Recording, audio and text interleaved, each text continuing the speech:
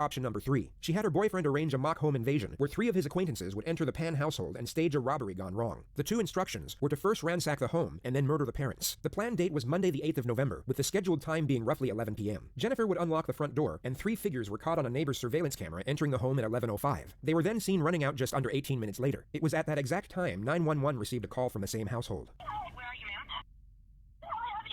Please, just ma'am, my parents are... Ma'am, calm down. Some people broke into our house and paid us all his money. Ma'am, where are you?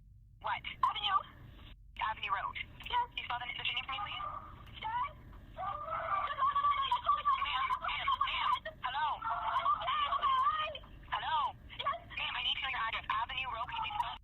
Helen Avenue. My dad just went outside screaming. Ma'am, can you spell the street address for me, please? H-E-L-E-N. So broken. I heard shots like pops. I don't know what's happening. I'm tied upstairs. Beek Pan was shot twice, once in the neck and once in the head. She was killed immediately. The father Han was also shot twice, once in the shoulder and once in the face. He astonishingly survived and was put into an induced coma once he arrived at the hospital. Jennifer was taken to the same hospital as a precaution, but was soon cleared of injury. She sat by her father's bedside for roughly 3 hours before she was taken to the Markham police station to give a statement as a witness. I want to go through a form with you. It may seem kind of, why you're doing this, but this is it's like you're swearing to tell the truth about what you're going to talk to me about.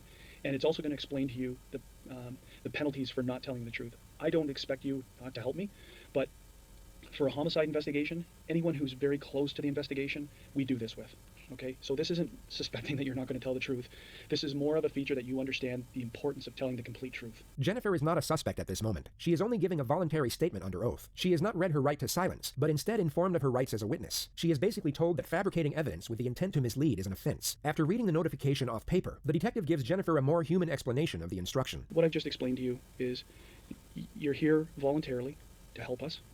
That you don't have to talk to us if you don't want to, but the importance of talking to us, and if you're talking to us, the importance of telling the truth. And if you don't tell the truth, there's criminal consequences for not telling the truth. That's all that stuff had to deal with. Okay? The investigator then leaves to get the Commissioner of Oaths, which is for the purpose of swearing in the witness, but he first brings in a box of Kleenex. This is universally recognized as getting startled, yet the official term in neurophysiology is the startle reflex via auditory stimulus. Hyperarousal from a traumatic event can often exaggerate this response in a manner similar to how Jennifer reacted to the sound of the door. Hello, my name is Andrew Spiro. I'm the Commissioner of Oaths with York Regional Police. I'm here so you can give a truthful statement, either by solemn affirmation or swearing on the Bible. Which do you prefer? Swear on the Bible. Okay, just put your hand on the Bible. Do you, Jennifer Pan, swear that the evidence you shall give on this investigation shall be the truth, the whole truth, and nothing but the truth, so help you God? I do. Once Jennifer is sworn in, the lead investigator returns to collect the statement.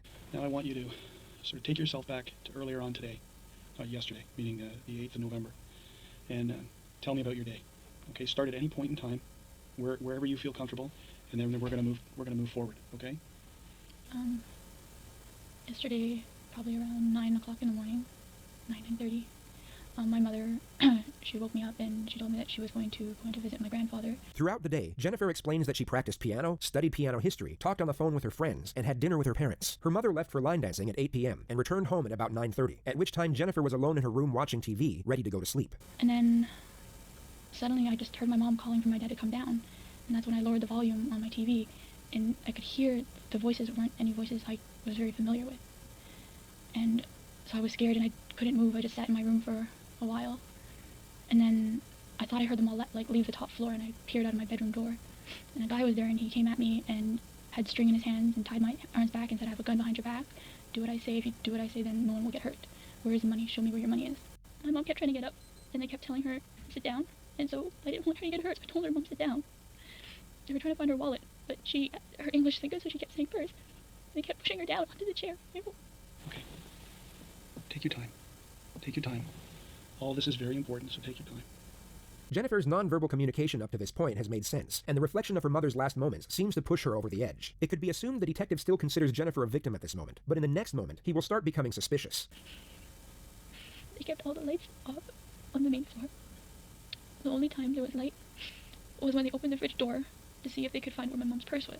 Take yourself back to a moment in your life when you have been overwhelmingly upset about something, and at the same time were trying to explain to someone why you were upset. You wouldn't quietly and reservedly convey the events. You would likely blurt them out in a forceful and disordered manner. Your sole focus would be on processing your thoughts and conveying them into speech. The emotional turbulence of severe hysteria and grief makes it very difficult to convey thought into actual dialogue, and the simple wording of a sentence becomes very challenging. Jennifer seems to be more concentrated on how she's being perceived, yet finds her words easily and executes her sentences perfectly. One of the gentlemen asked my father if he had money in his wallet and where his wallet was.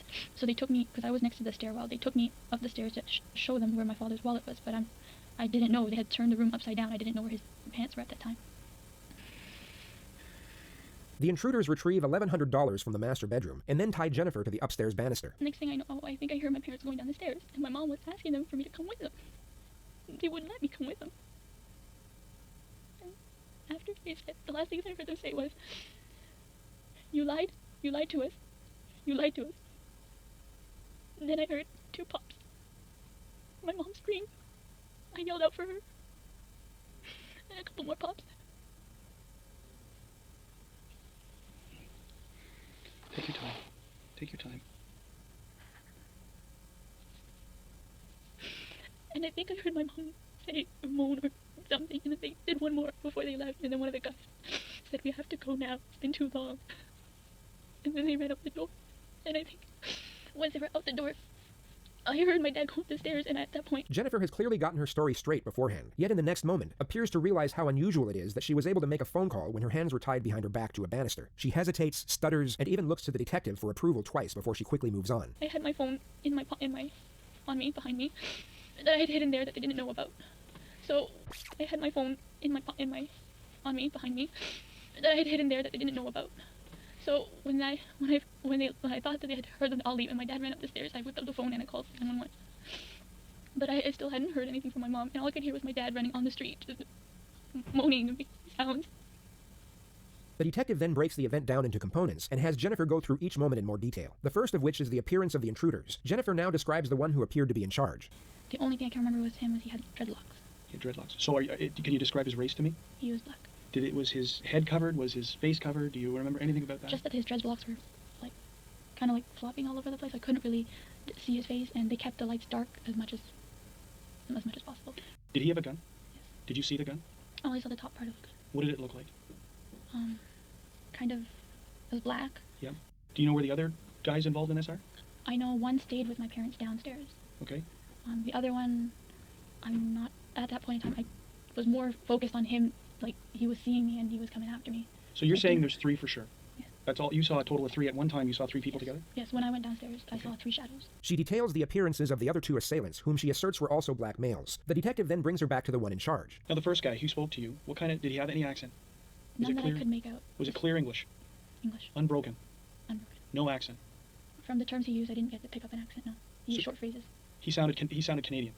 I would say, yes, he was born here. He was born here. She asserts that the second intruder didn't speak, while the third had a Caribbean accent. She then goes on to say she was taken downstairs for a brief moment and saw her parents under guard in the living room. Her father was asked where his wallet was, and he told them it was in the master bedroom. Jennifer was then taken back upstairs alone with 2 of the assailants to help